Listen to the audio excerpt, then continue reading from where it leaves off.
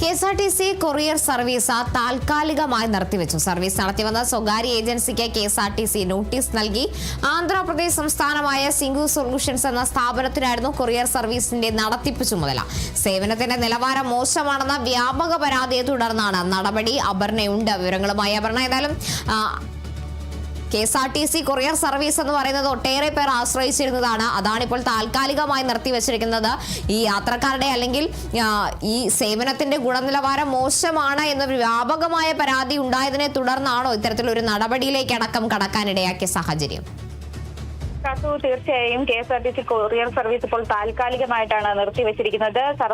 Service നടത്തിവന്ന സ്വകാര്യ agency KSRTC ഇത്തരത്തിൽ നോട്ടീസ് നൽകിയിട്ടുണ്ട്. ഇനി സേവനം ആവശ്യമില്ല എന്ന തരത്തിലുള്ളത്. ആന്ധ്രാപ്രദേശ് ആസ്പദമാക്കിയ ഒരു കമ്പനിയാണ് ഇത്തരത്തിൽ കൊറിയർ സർവീസിന്റെ കാര്യങ്ങളൊക്കെ തന്നെ ചുമതല ഉണ്ടായിരുന്നത്. കൊറിയർ സർവീസിന്റെ നടത്തിപ്പ് ചുമതല ഇവർക്കായിരുന്നു. ഇവരുടെ സേവനം തൃപ്തികരമല്ല, നിലവാരമില്ല, മോശമായ രീതിയിലാണ് ഇവർ ഈ കൊറിയർ സർവീസ് നടത്തുന്നത് എന്ന വ്യാപകമായി പരാതി ലഭിച്ചിരുന്നു. ഈ പരാതിയുടെ അടിസ്ഥാനത്തിലാണ് ഇത്തരത്തിൽ ഇപ്പോൾ ഇനി ഈ സേവനം താൽക്കാലികമായിട്ട് നിർത്തിവെക്കാനായിട്ടുള്ള ഒരു അറിയിപ്പ് ഈ കമ്പനിക്ക് നൽകിയിരിക്കുന്നത്.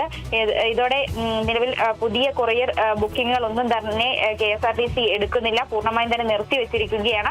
ആദ്യഘട്ടത്തിൽ KSRTC നേരിട്ടായിരുന്നു ഇത്തരത്തിൽ കൊറിയർ സർവീസ് നടത്തിയിരുന്നത്.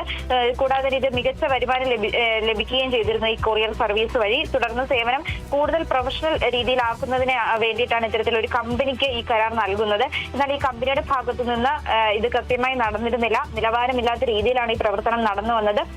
ഇതിൽ വ്യാപകമായി പരാതികൾ ഉയർന്ന സാഹചര്യത്തിലാണ് ഈ കമ്പനിയോട് ഇനിയിപ്പോൾ തൽക്കാലം സേവനം നടത്തേണ്ടതില്ല എന്ന് അറിയിച്ചിരിക്കുന്നത്. എന്തായാലും കൊറിയർ സർവീസ് വീണ്ടും ആരംഭിക്കുന്നതിനായി പുതിയ ടെൻഡറുകൾ ക്ഷണിക്കാനുള്ള നടപടികളിലേക്കൊക്കെ തന്നെ KSRTC കടക്കുന്നുണ്ട്. എന്തായാലും ഇനി ഇപ്പോൾ ഈ അടുത്ത ടെൻഡർ വിളിച്ച് പുതിയ കമ്പനിക്ക് അനുമതി നൽകുന്നത് വരെ കൊറിയർ സർവീസ് KSRTC വഴി സാധ്യമാകുന്നതല്ലായിരിക്കും. കാർത്തു, ശരി, വ്യക്തമാണ്. അപർണയാണ് വിവരങ്ങൾ നൽകിയത്.